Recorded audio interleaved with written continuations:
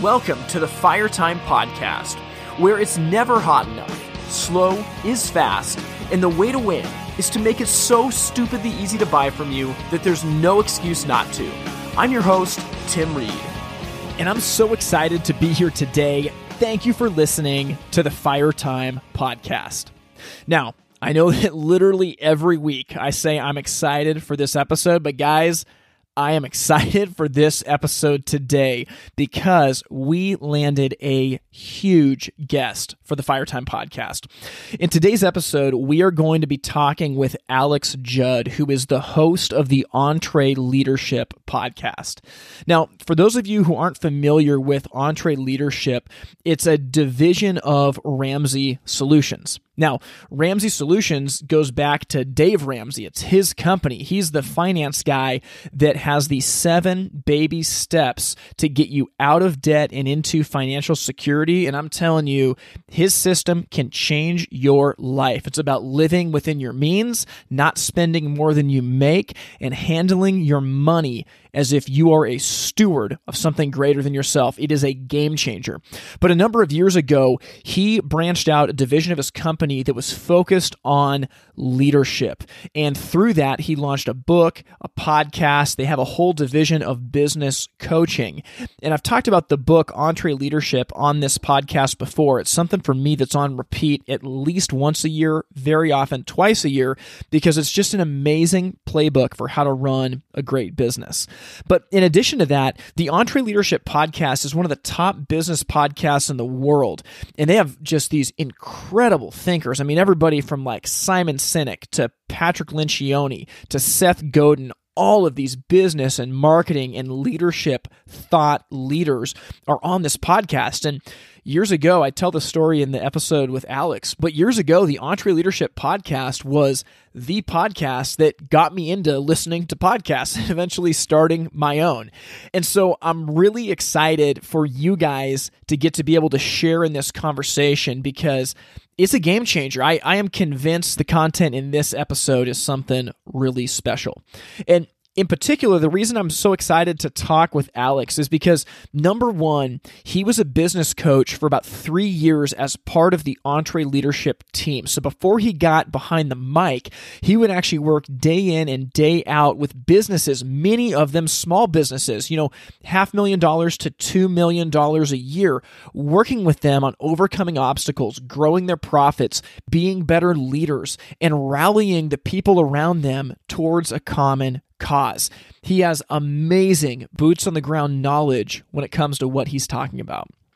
Now, in addition to being a business coach, Alex is a master student of the disciplines. And you're going to hear this in the interview. I mean, there are names and quotes being thrown around from Jim Collins to Patrick Lencioni to Thomas Merton to Abraham Lincoln. I mean, Alex is someone who has been a diligent student of the disciplines. And these are the disciplines of leadership, of business, of management, and even of scripture. And when you listen to Alex talk, it is super clear that he has spent the time reading and thinking and processing and wrestling with the ideas that he's talking about.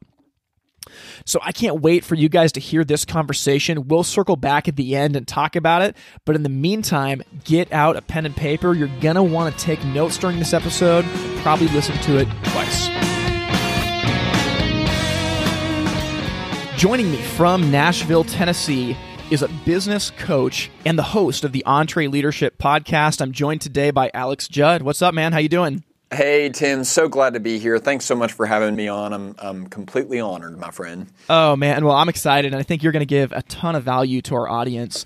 So I wanted to jump in and talk about this with you because you're someone who's part of just an amazing organization in Ramsey Solutions. And like I mentioned in the intro, you work as a business coach and you've talked to a ton of people just like the folks in our audience today across the country. And not only that, but you also recently took over the EntreLeadership Podcast, which is one of the biggest podcasts in the country on business. I feel like your life's got to be pretty crazy now, right?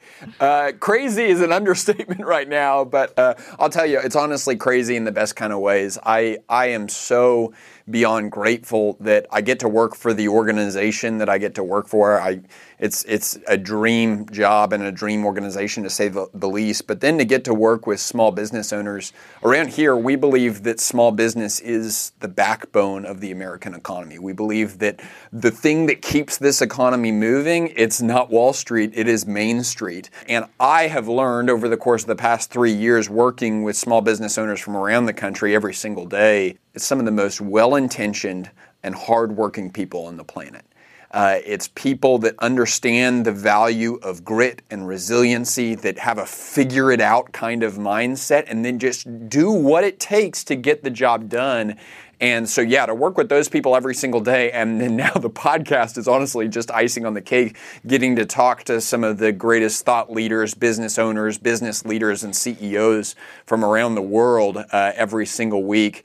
Man, living the dream, to say the least, right now. Yeah, man, that's so awesome. And I'm sure this is going to be true with you as well. I talk about it a lot in my podcast is I'm so happy to give value to the audience that's listening. But honestly, as I have these conversations, I feel so selfish. I feel like I'm getting the most out of it when you get to talk to these thought leaders.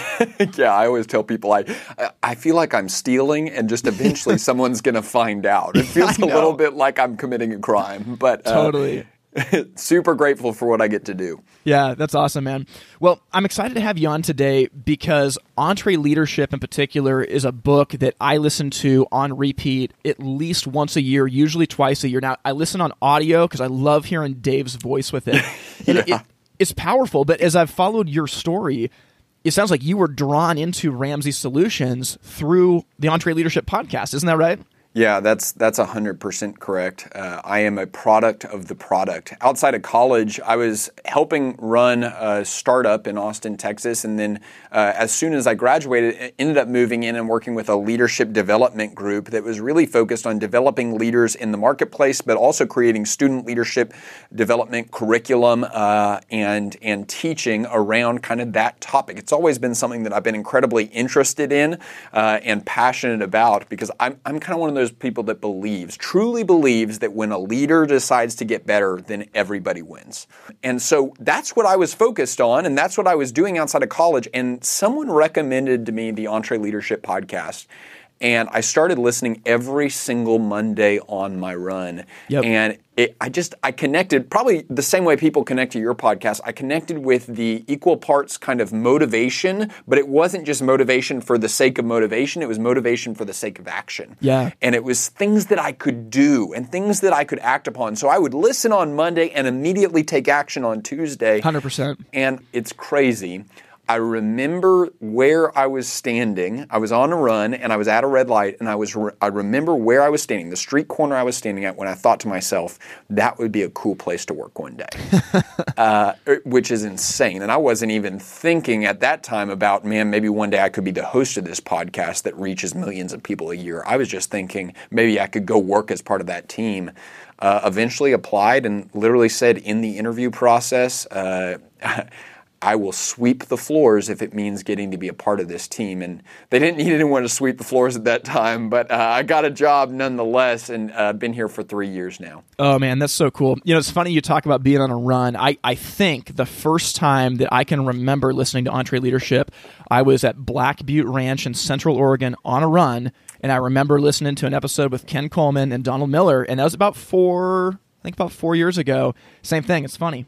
That's right. So what we're saying is that if you're listening to this right now and you're not running, you need to start lacing up your shoes ASAP so you can be out the door by the time this episode ends. That's right. That's right. Now, one thing I want to ask you, Alex, for people in our audience that this concept is new to them, we've been talking a lot about EntreLeadership. Can you define what an EntreLeader is? Yeah. The term and the concept came really, just like everything else we teach here, out of our experience as a business and as an organization, and out of Dave's experience as our business owner. So Dave Ramsey, many know his story. He's now the third most listened to radio show host in the country, 16 million listeners a week. But more than that, he is the CEO of our 900-person, $200 million organization that is built entirely on cash, zero debt in the business. And he's grown this thing from day one. And it was around, I believe when he had around 12 people, that he started to realize, okay, I can no longer individually mentor all the people that I'm needing to be led in this organization. And so he started to realize the thing that every small business at some stage starts to recognize is the need to develop and grow people to make decisions on their own.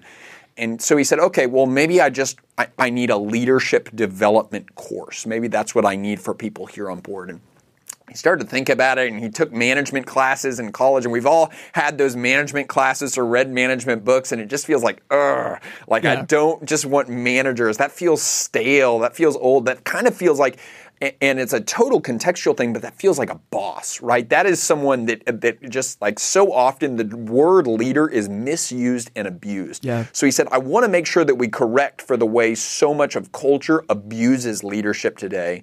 And so he said, so maybe I want a team of entrepreneurs.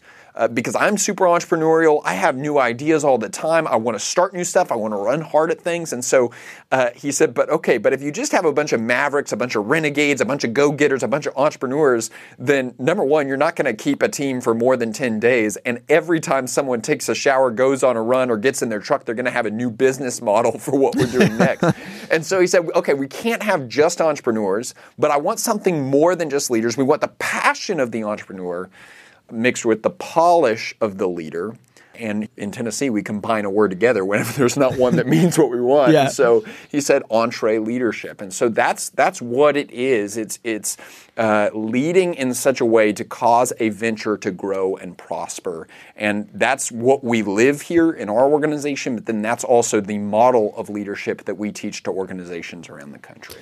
Yeah, that's awesome. And I think that we all know people that exemplify that. And frankly, there's not many of them, but we can think of someone that does that, that's got the passion of an entrepreneur, but I like that, the polish of a leader. And honestly, I think like the discipline of a leader as an entrepreneur, it's easy to have shiny object syndrome, and it's easy to chase everything and not worry about the dead bodies that you're leaving behind. A leader's got to take responsibility for their actions. And I think it's a really good and intentional combination of those words. So what I've loved about the EntreLeadership book, now it's a book, it's a podcast, and it's an organization. I don't know if you guys will come out with like a cereal box next, but with the EntreLeadership concept, you guys have unrolled the playbook that Ramsey Solutions uses. That's why I listen to this book on repeat every year, and it seems to me like one of the cornerstones of rallying EntreLeaders to your cause and into your business is A, having a vision, and B, being able to communicate that. And that sounds really simple, but I want to ask you, how does having a vision and being able to clearly communicate it play into rallying people to follow you? I think it's everything, or at least it's the start of everything. Proverbs 28 says, where there is no vision, the people perish. And regardless of what you believe, it's always funny to me that people say the Bible isn't clear. It's like, that literally says if you don't have vision, you're going to die, right? Totally. Like, I don't know how much clearer that could get. But there's a great version of that verse. It's the Message version, the Message 100%. Translation that says, when people can't see what God is doing, they stumble all over themselves.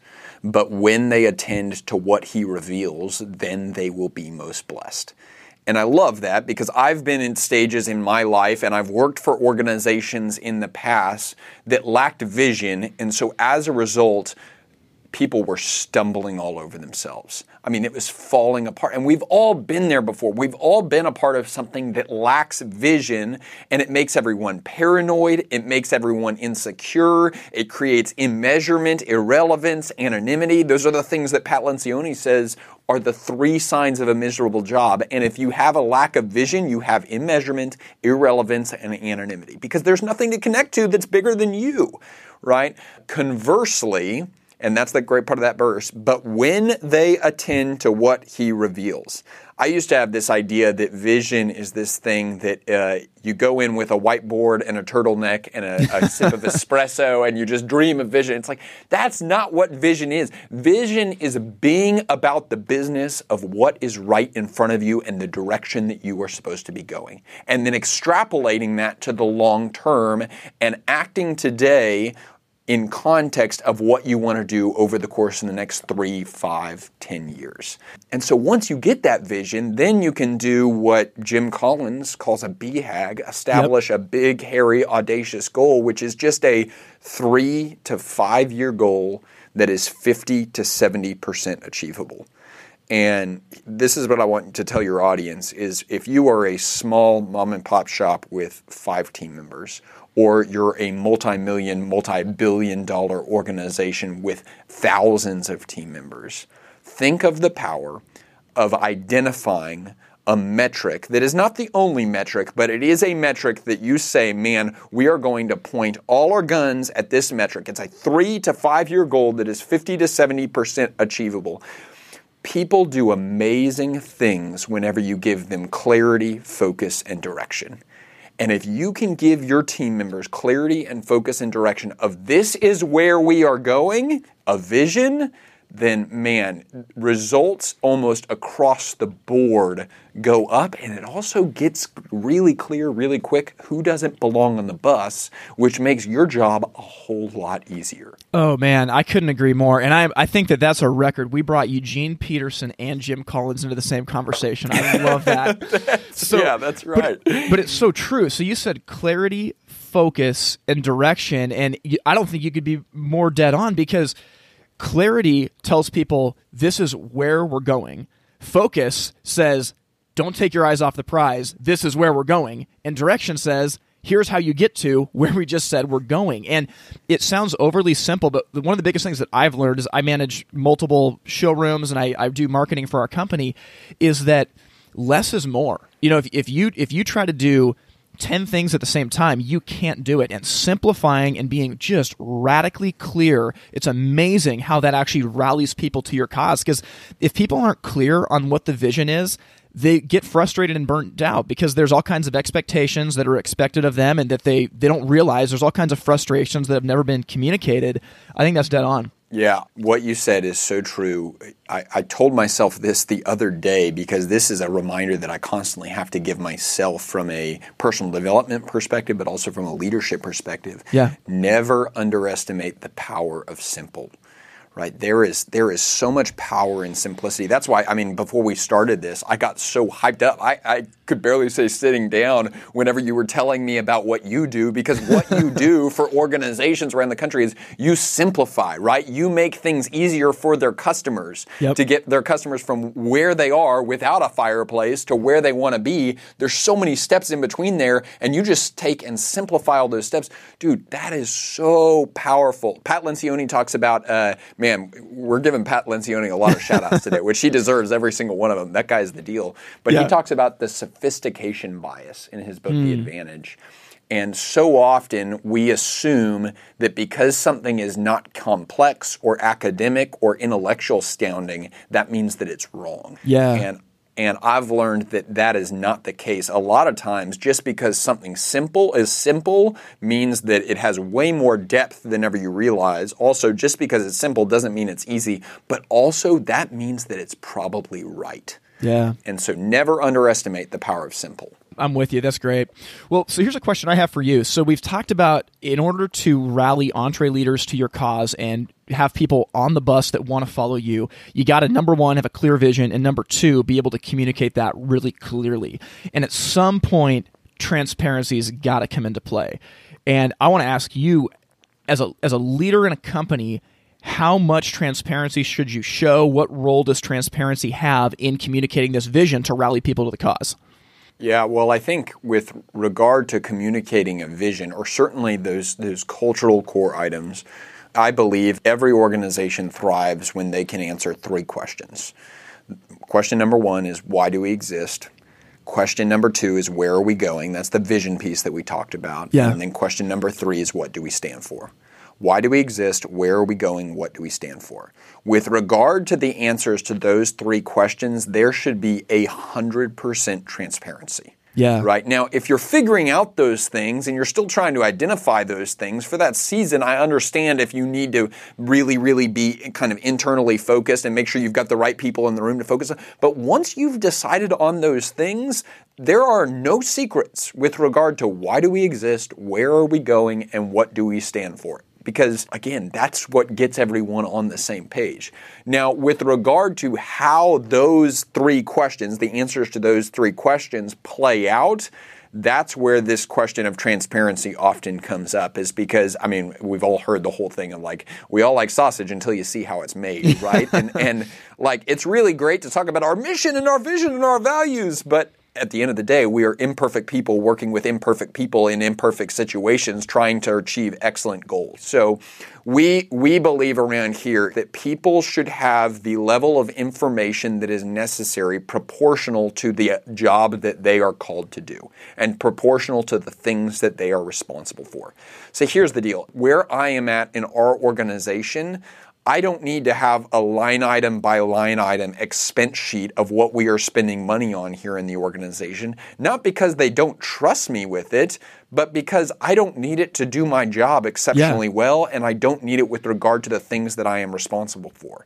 Now, our VP of our business unit, that their P&L directly affects the larger picture P&L, and the larger picture P&L directly affects the decisions that they are making, they better have visibility into line item by line item because they are responsible for those things. Yeah. And so I think that's a good example to show that transparency should kind of have this cascading effect with regard to a person's responsibility, and it should kind of rise and fall proportional to those things. Am I telling you to keep secrets? No, absolutely not. But there's no reason to talk to people about things that they can't do anything with, right? If they can't act on the information that you're giving them, then it's not going to be super helpful. If there are ever questions, there is a culture of open communication here, and we're willing to talk about anything. But the final thing I would say on that is that model is predicated on one massive foundation, and the foundation is trust. We believe that businesses move at the speed of trust. Yeah. If you don't trust each other, that model falls in on itself. If you trust each other and are moving in the same direction, especially with regard to those three questions we talked about, then everyone can move forward together, and that model works well because that model is practical. Yeah, that's so awesome. And one of the things that I really took away from EntreLeadership is Dave talks about if you're not sure how much you should share as a leader, you're on the fence about it, share it. Because it's way easier to go back and to say, you know what, I was a little overly transparent here, and I do that because I trust you. Can you please keep this information to yourself? Than to keep people in the dark. And like the truth is, if they're your team members, they should be able to be trusted. And I think what you said is perfect in that it really has to do with what's their responsibility in the company. And it's not that we don't trust you. It's that, well, this isn't relevant to your job and it's going to distract you. But if you want to ask questions, we can talk to you about that. One of the things in our company has been interesting is we're overly transparent with numbers and profitability and everything like that. And I would actually say not everyone in our company can handle the transparency because they don't think about their job as a business owner. And so you got to be careful with transparency, but I think when in doubt, it's probably a little bit better to overshare than to hold back information that would be relevant to someone performing better. I 100% agree with that. And I think a lot of the cascade idea that we were talking about too deals with personal issues, not just financial issues, right? Our organization is big enough now, right? We're 900 people. I would assume, I'm not positive, but I would assume in the past 3 months, there is someone in the organization that got fired that I don't know about. Yeah. Right? And that's not a down on the organization. It's not a down on me. It's just like if they called a 900-person staff meeting every time someone had to be let go for performance issues or for attitude issues or for culture fit, or sometimes people move on for different opportunities, we wouldn't be able to help people. Yeah. Right? And that's why we exist, is to help people that aren't in this building. And so I think whenever we talk about cascading information, it's like it wasn't relevant for me to do my job. Now, if there's someone that is on my team that is being let go or that is moving on to a different opportunity, you better believe before they tell anyone else, they're going to get our team together and we're going to have a conversation about it because I am directly responsible for and affected by that. We'll be back with the rest of our interview with Alex Judd in just 1 minute. Hey, if you've been listening to this podcast for the last few weeks, you know that we have a free video course at yourwebsiteisleakingmoney.com. Now, that name's intentional because the truth is that most companies in our industry are wasting thousands and thousands of marketing dollars every year because their marketing might be effective, but the first place a customer goes is to their website. And if your website is not set up to engage customers and connect them with your brand, they're going to hit the back button and buy elsewhere. And there's nothing worse than people buying from your competitor because of the marketing dollars that you spent. So to dive into this, one of the main reasons that your website is leaking money is because your website isn't scheduling in-home appointments for your sales team. Now, this is a really big deal. Customers that come to your website, once they understand what will work for them and they have a rough budget number, they want someone out at their house. And a lot of dealers get really nervous about this. They say, I can't go out to a house, right? The customer may not be qualified. There's too much of a chance I could lose it.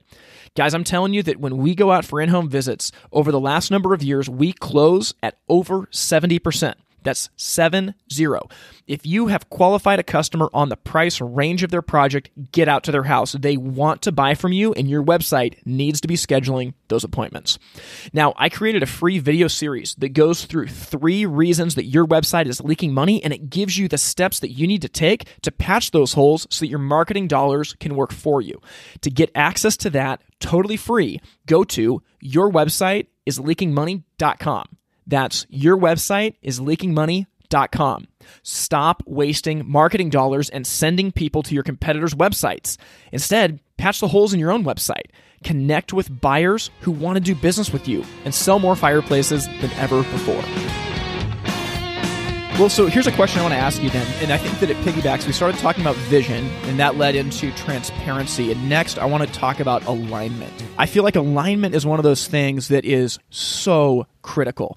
And a company can have a lot of good ideas. There can be a lot of opportunities you want to pursue. But if you are not aligned together, you've got nothing. You know, I think a wise man a couple thousand years ago said that a house divided cannot stand.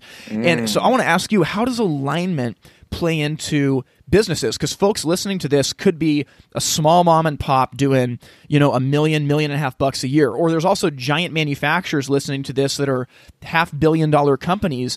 And alignment is just as critical in all those situations. What does alignment look like in your company, and how do you keep people on the same page? Yeah. That's a great thought, and I love that you referenced a Bible verse that was later an Abraham Lincoln quote, because Abraham Lincoln is one of my go-to role models. If I could have dinner with anyone, I think he would be the guy. There you go. Jim Collins says that leadership is 1% vision and 99% alignment. It's so interesting that probably 90% of leadership books, articles, videos are on the topic of vision. And there's so little talked about alignment because alignment is not nearly as sexy. Yeah. Right? We can talk about casting a grand vision and rallying people around so that you can unleash the potential in others and go take down that summit and climb that mountain. But I climb mountains. I do 14ers, and you don't teleport to the summit, right? There's this spot where you're on mile 8 climbing uphill, and you're like, are we even sure we want to be doing this anymore? And boy, if that happens with me as an individual, I guarantee you in an organization of 5, 10, 50, or 500 people, everyone has their individual moment where they forget the direction they're going, why they're doing it, or what the organization stands for. It lacks alignment. Yeah. And so I think it is an ingenious question, because I think alignment is the secret sauce that so many leaders miss out on, is systematizing and operationalizing that alignment focus. Clay Scroggins says, a lot of times it's not the best idea that wins, it's the one that everyone gets behind. Yeah. And I think that that's what alignment is. It's getting everyone behind the vision. So we establish the vision. Now we're going to get everyone behind it. And then we have to keep everyone behind it. Yeah. And that is the hard work. And I think the only antidote for the cancer that is distraction or deviation from a common vision is over-communication. Yes. Right? You have to over-communicate to the point where people could mimic you. They could stand up and do a parody of you as a leader saying, hey, here's why we exist. Here's where we're going. Here's what we stand for. Here's why we exist, where we're going, what we stand for, why we exist, where we're going, what we stand for. As the leader, your responsibility, but also your opportunity is to be the chief repeating officer. Yeah. And you have to say it over and over and over again to the point where you start to annoy yourself, and then you say it just a little bit more. Yep. Because that is what most organizations will never do, and that's why most organizations do not achieve an elite level of both productivity and team member engagement. There's a lot of organizations out there that are productive but lack engagement. There's a lot of organizations out there that have team member engagement, but it's because everyone's being lazy and they're not being productive. Yeah. If you want both, one of your core responsibilities, and I would even say it has to be one of your top 3 priorities as a leader, has to be that topic of alignment. Oh, man, that's so good. And I think that as leaders, we get really excited about vision, about where we can go with the future. Alignment sucks. Because it is because it is the hard work that you have to do day in and day out, repeating yourself more than you want to, having meetings to clarify vision, to remind people about what they're supposed to do. But I think that is actually the work of a leader. The work of a leader is not being the smartest person in the room, but keeping everybody focused, rallied, and inspired towards the goal at hand. And if you don't have alignment, you're not going to be able to grow your business. And it's messy.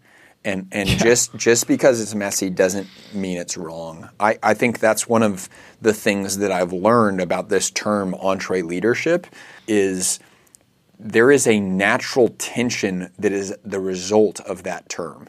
Right? Yeah. Because it's like two angels on your shoulder, right? The entrepreneurial angel is saying, just go, start something new, let's create, let's envision, let's have an idea. And then the leader is saying, be loyal, be humble, be patient, get everyone on board, keep everyone aligned. And it's like they're arguing. You can see which one I lean into more, right? Totally. But they're constantly at war with each other, and that's not wrong. What we want to make sure is we don't want to avoid the tension. We want to manage that tension. And the leaders that do this exceptionally well are the ones that learn how to walk that tightrope of I can't be stale, right? And I can't not move things forward. But at the same time, I have to respect people, process, and purpose enough to keep everyone aligned where we are. That's so good. And this is going back to Pat Lencioni again.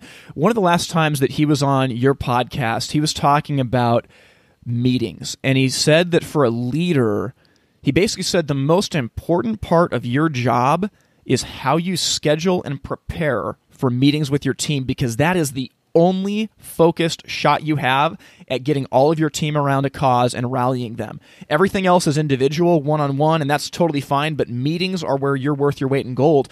A lot of companies in our industry actually don't have meetings, and I've found personally that just having a cadence of regular meetings, whether you're a giant company or whether it's just 3 people in your team or department, is the way to get alignment. What would you say to a business that wants to get aligned, they want to rally EntreLeaders, they want to communicate vision, but they've never done meetings? Where would you start? Yeah, I think the word you used is absolutely correct. The word is cadence, right? We all get the idea of meetings and we can all get behind meetings, but what we don't get is a cadence of meetings, because a cadence implies rhythm, it implies consistency, and it implies over time.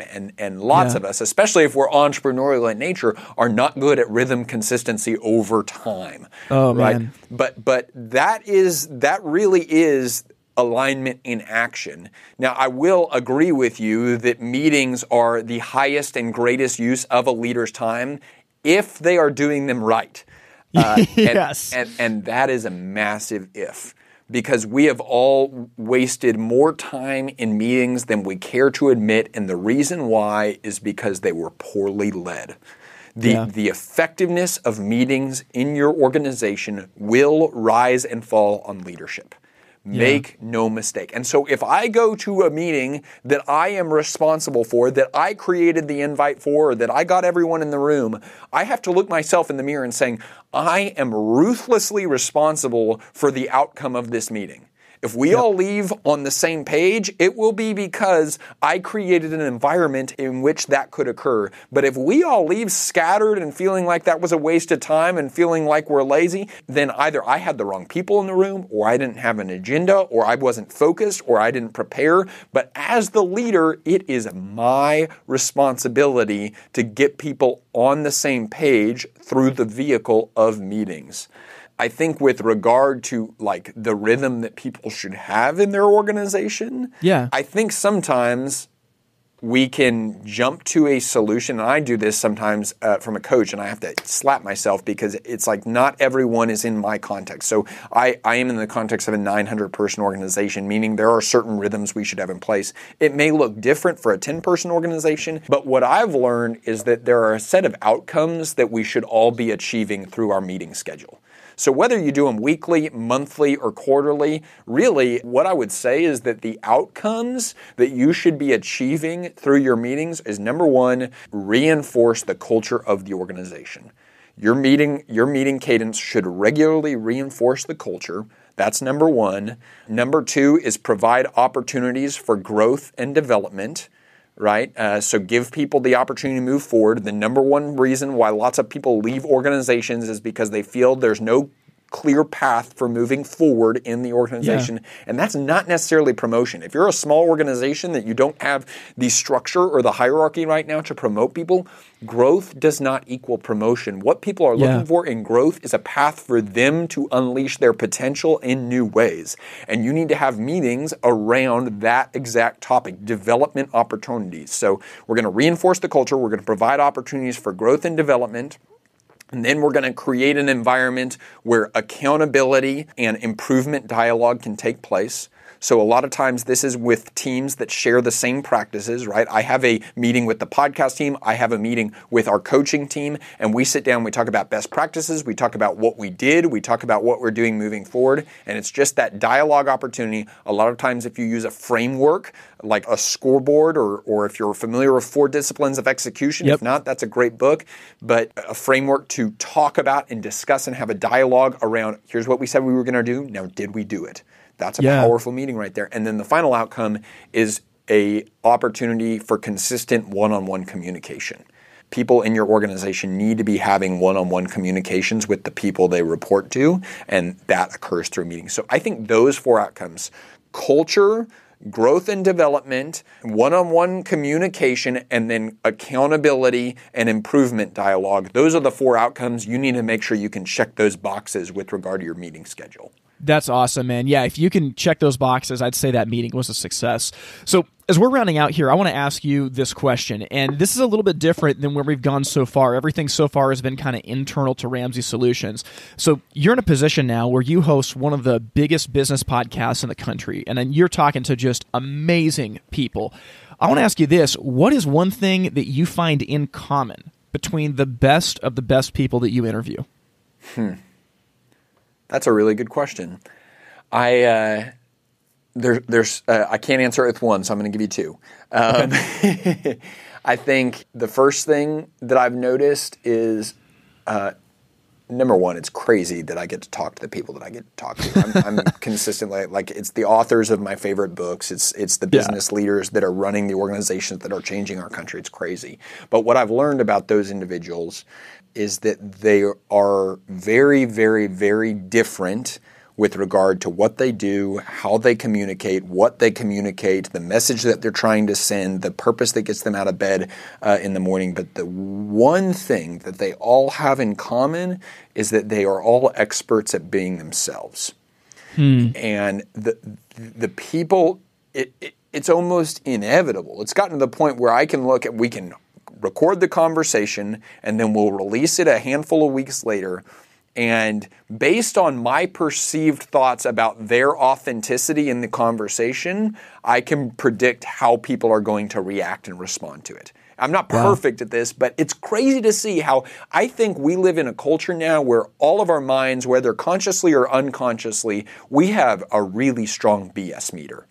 And so it means we can spot a fake or a fraud a mile away, but it also means that we respond to authenticity like it's gold. Yeah. And I think there is so much leadership horsepower in that idea as well that, man, Craig Rochelle says people follow the leader who's always real, not the one that's always right. Yeah, wow. And I think we should all take encouragement that we need to be real, we need to be authentic, and we need to make sure that we are experts at being ourselves, because that's the type of person that people will sustainably follow. And then the second thing, honestly, in every message, inevitably, in every message of the people that we get to interview, there is a core component of persistence. And it's just people that had dogged stick-to-itiveness, that they were not willing to give up, and they just kept going whenever every circumstance and even other people said, this isn't going to happen. And so now it's on all of us to define what is stupidity and what is persistence, right? Totally. But the success stories are always those of people who persisted just a little bit past what other people deemed was reasonable. Man, that's so good. Authenticity and persistence. I can't argue with that. I mean, I do think that there is something unique in the way that everybody was created that the world needs to see. And so often, I think Thomas Merton calls it the false self, that we put all of these expectations and burdens on ourselves to try to fit in or conform, when the truth is there's actually something that we've been uniquely given that should be shared. Man, that's awesome. So I'm going to ask you this question as we round out. Ramsey Solutions works every single day with small businesses, and you, before you started hosting the EntreLeadership podcast, were, and I'm assuming still are, a small business coach. How do you guys come alongside businesses like our audience to help them along the way? Yeah, well, it all kind of occurs within what we call a C3 model. So we believe that real transformation, whether it's in an individual's life and their personal finances, and that's what Dave spends so much time talking about, or even in their business and in their organization, occurs whenever it's paired with content and then coaching and then community. Those three things, when you have content, the truth that's spoken is in a simple and practical way about what the path forward looks like, and then coaching to hold you accountable to putting that truth, those principles into action, and then community to support, encourage, and hold you accountable along the way, that's where transformation occurs. And so that's the community that we have created online, is it's called All Access. And it's basically business owners from around the country, typically from 2 to 200 team members. That's typically our sweet spot, but we've got business owners on both sides of that spectrum. We've got people that are solopreneurs. We also have people that have 500, even 1,000 people. But what we see is that if we bring those people together, and that's what All Access does, and then give them tons of content, which is Dave teaching our playbook essentially. And then we pair them with coaching in the context of we do weekly webinars, but where we have content like what you and I have talked about today. But then we also have mastermind groups that involves both coaching, but then it's a group of 6 to 10 business owners that meet together once a month to talk about, okay, here's what we're working on this quarter to move the ball forward in our business strategically, working on the business, not in the business. And then they hold each other accountable. And inevitably, if you are actually moving forward, doing things you've never done before, you're going to get out your comfort zone. And if you're out of your comfort zone, you're going to have questions. And that's where that community piece comes into play, as we connect them to each other to say, hey, I've been there before. Let me tell you what worked for me. Or I'm there with you right now. Let me tell you what I'm doing right now. So that all occurs digitally. And so we've got business owners in California that are connecting to business owners in Maine, and they're working with each other, and they're all connected to coach here in Nashville, Tennessee. There's thousands of them around the country right now. It's pretty remarkable. Well, I've got a friend that is part of this, and he loves it. I mean, he's gotten all kinds of coaching, advice, and community from the EntreLeadership All Access service. Where can someone go to take advantage of that? Yeah, if they go to EntreLeadership.com, that's where all the information is on All Access. And there's phone numbers on there as well. If they want to call, or they can send an email if they have further questions, absolutely. We'd love to connect with them. We want to make sure that people qualify for the program with regard to kind of where their business at, with regard to stage of business, what revenue is right now, what their plans are for where they're going. So those are conversations we love to have. If you've got folks on here that are listening, EntreLeadership.com is where they can go to find more information. That's great. And you guys actually cap the whole year off every year with this crazy EntreLeadership Summit. I almost went last year, and I'm kicking myself that I didn't after seeing like Peyton Manning and Patrick Lencioni, all these just awesome people speaking at it. Can you plug this event? I mean, this is something that's a big deal, and I'm really excited to go. Yeah, truly, I think it is the world's greatest leadership event. And I'm incredibly biased, but just because I'm biased doesn't mean I'm wrong. We've been doing this for a few years now. What we said is, okay, we went and talked to our CEO, right? Dave is still operating and leading our 900-person company, and he's still feeling the pressure of, I am the lid of this organization. And we believe that your organization grows when you do. So we asked Dave, what is the type of event that you would go to? And he just started listing the people that he would want to hear from and that he is currently learning from in their books or because he's friends with them. And then we said, okay, well, let's go get those people. And so on our stage, we've had Condoleezza Rice, we've had Alan Mulally, the former CEO of Ford, we've had Dan Cathy, the CEO of Chick-fil-A, Gary Kelly, the CEO of Southwest Airlines. We've had Simon Sinek, the guy that wrote and talks about Start With Why. Yep. Pat Lencioni is a regular, Henry Cloud. It is truly, our goal is we're going to say, okay, who are the best minds and practitioners in leadership and business today? And then we're going to see, okay, let's put them all in the same room, and then let's get a bunch of people that share our values, because we know if we can create the environment where that happens, it's going to be the most powerful week. And I will tell you, seriously, our 900-person team, there is a wait list on our team for who gets to go with us to Orlando this year. That's how hyped people get about this. People get so beyond excited about this event. More than anything, because it's people that share your values, right? But then also it gives you the emotional horsepower that you're going to need 6 months from now. Right? Because we all reach those moments throughout the year where we question why we're doing what we're doing. We question if it's worth it. We question, man, what's the next right thing to do? And inevitably, every single year, I get a story back from someone where someone 6 months down the road, and typically it's right around this time of year because the event is in May. Yep. 6 months down the road, they say, hey, I had reached the end of my line. And it wasn't because of any of the mistakes that I made necessarily. It was because of circumstance, right? I had 3 people leave at the same time. I had one of my people get sick. I had someone betray our company. The other day I was talking to someone that they had someone steal from their company $250,000. And they just found out about it this past week. And they said the place that they went back to mentally was sitting in that room at EntreLeadership Summit. And that gave them the emotional horsepower, the persistence, which we just talked about earlier, to keep going.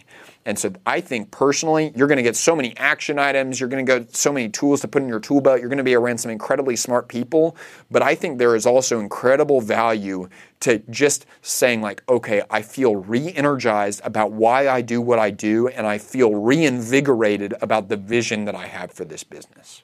Oh man, that's amazing, and just a great way to cap this off. Alex, I just want to thank you for your time on this. If you guys want to hear more of Alex, tune in to the EntreLeadership Podcast every week to listen to his insights, talking to some of the best minds around. Thanks so much for coming on board today. We appreciate it. Well, Tim, this was a lot of fun. Thanks so much for having me. Holy cow. Can we just drop the mic after that conversation? I mean, seriously, I loved getting the chance to talk to Alex. And like I mentioned at the very beginning, I mean, you want to have a notepad and a pen for that episode because the things he's talking about will make a difference in your business. As we round out here, there's a couple things that I want to circle back on and highlight. And the first one has to do with vision. Vision is so critical if you are going to be an EntreLeader and be someone that anybody wants to follow. And the things that he talked about when it comes to vision, I mean, clarity, focus, and direction, this is something that you got to put into practice. Clarity is something that most companies totally miss the mark on. They're trying to do a million different things, and they're not clear with their people as to where they're trying to go. When you have vision, you have to be clear with your team. Next is focus. There's a million things that you could try to do, but you know what? If you're a leader, you got to pick one. You got to pick one thing and throw everything at it. That's that focus that Alex is talking about. And lastly is direction. When you have clarity about where you're going, you show focus to eliminate the noise to stay on track. You have to give your people direction. You have to be a guide, as StoryBrand says. You got to show them the path to get there. If you can have clarity, focus, and direction, you're going to rally people around your vision in a way that not many others can. Now, after vision, you have to keep your company aligned. I love that he threw out that Jim Collins quote saying, leadership is 1% vision and 99% alignment. Anyone who manages or leads people can testify to this. If your people are not aligned, you don't have anything. And as a leader, like I said in the interview, alignment sucks. It's the boring, hard work of repeating yourself over and over and over again to rally people towards the cause.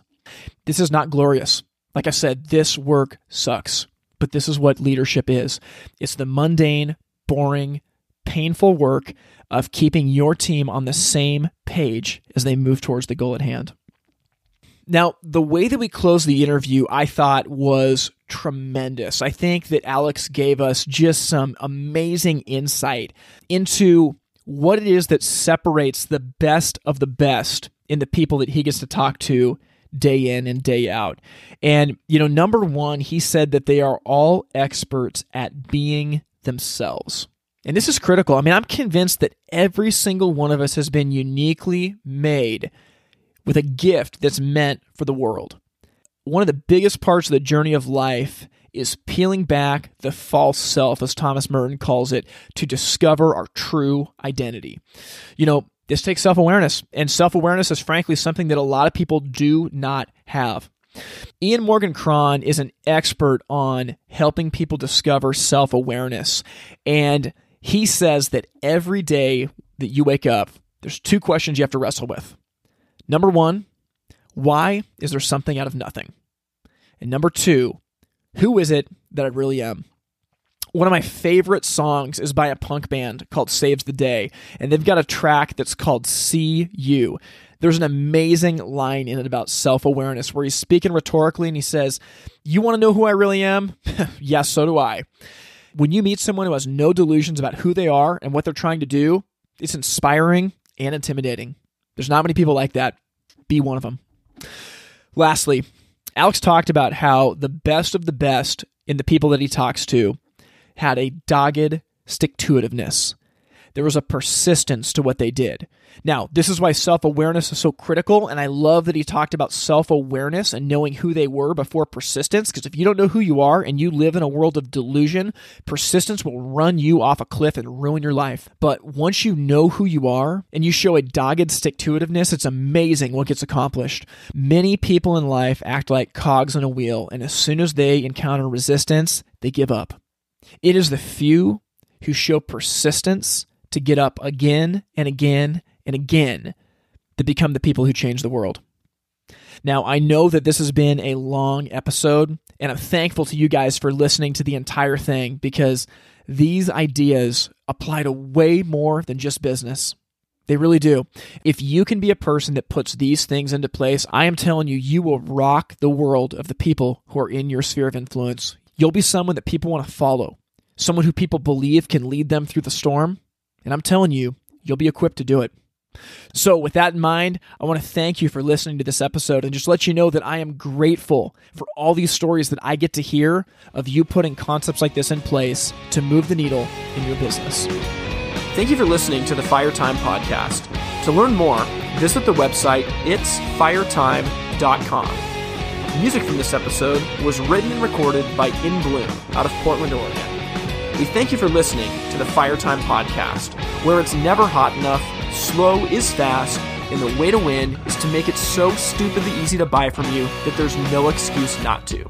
We'll see you next time. All into